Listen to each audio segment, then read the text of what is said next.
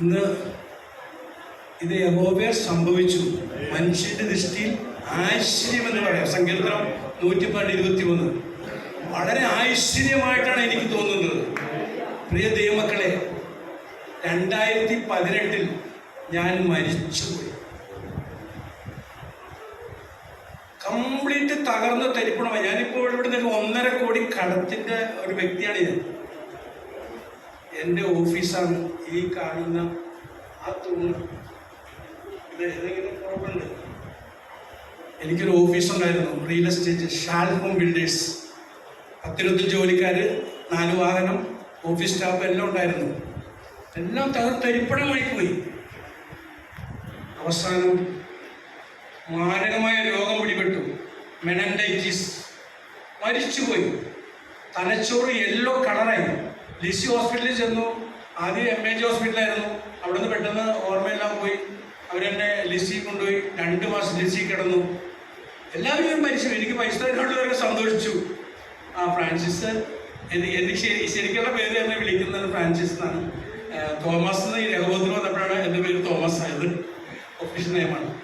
അങ്ങനെ മരിച്ചുപോയി എന്ന് പറഞ്ഞു.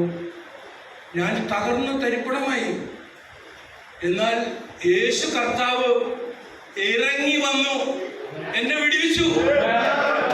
ഡോക്ടർ പറഞ്ഞ് ഒരു വർഷക്കാലം മരുന്ന് കഴിക്കണമെന്ന് പറഞ്ഞു. 1 വർഷക്കാലം മുടങ്ങാതെ മരുന്ന് കഴിക്കണമെന്ന് പറഞ്ഞു. ദൈവകൃപയാൽ വെല്ലൂരെല്ലാം പോയി ചെക്കപ്പൊക്കെ നടത്തി. ദൈവകൃപയാൽ എനിക്ക് 6 മാസം ഞാൻ മരുന്ന് കഴിച്ചോളൂ. 6 മാസം കഴിഞ്ഞിട്ട് മരുന്നെല്ലാം ഞാൻ കഴിച്ചില്ല, എല്ലാം എടുത്ത് കളഞ്ഞു. കർത്താവ് പൂർണ്ണമായി സൗഖ്യം തന്നു. യേശു സൗഖ്യം തന്നാൽ മെനൻഡൈറ്റിസ് വന്നവരാരും ഇങ്ങനെ ജീവിച്ചിരിപ്പില്ല. എൻ്റെ മോളുടെ ഒരു കൂട്ടുകാരിയുടെ ഫാദർ തളർന്നിടറുണ്ട്, മരിച്ചുപോയി. ഈ അത്ര മാരകമായ രോഗമാണത്. സ്തോത്രം. എന്നാൽ കർത്താവാണ് എന്നെ വിടുവിച്ചത്. കർത്താവിന് എന്തോ ഉദ്ദേശമുണ്ട്. പ്രിയ ദൈവമക്കളെ, ഞാൻ ഇതെല്ലാം തകർന്നിരിപ്പണമായി കഴിഞ്ഞപ്പോൾ ഞാൻ കടഭാരമാണല്ലോ, വീട്ടിൽ നിന്ന് മാറി. എൻ്റെ അപ്പനും അമ്മയും ഒരുപാട് താമസിക്കുന്നത്. അവിടെ പോയിട്ട് പിന്നെ ഒളിവിലായിട്ടാണ് കഴിയുന്നത്. കടക്കാരുടെ രക്ഷപ്പെടണമല്ലോ. അങ്ങനെ അവിടെ ഇങ്ങനെ കഴിയുമ്പോൾ സൂം മീറ്റിംഗ് 3 വർഷക്കാലം ഞാൻ ആരാധനയ്ക്കൊന്നും പോയിട്ടില്ല. ഇങ്ങനെ സൂമിലൊക്കെ മീറ്റിങ്ങും കൂടി അങ്ങനെ ഇരിക്കുമ്പോൾ ഒരു ദിവസം ഈ സാജൻ ബ്രദർ എന്നോട് പറയുകയാണ്.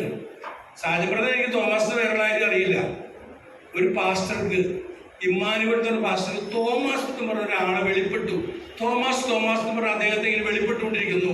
അതുകൊണ്ട് അച്ചായൻ ഉടനെ തന്നെ പറവൂർ സഭയിൽ വരും. അന്ന് പറവൂരാണ് ഈ രഹോബത്ത് ചർച്ച്. പറവൂർ സഭയിൽ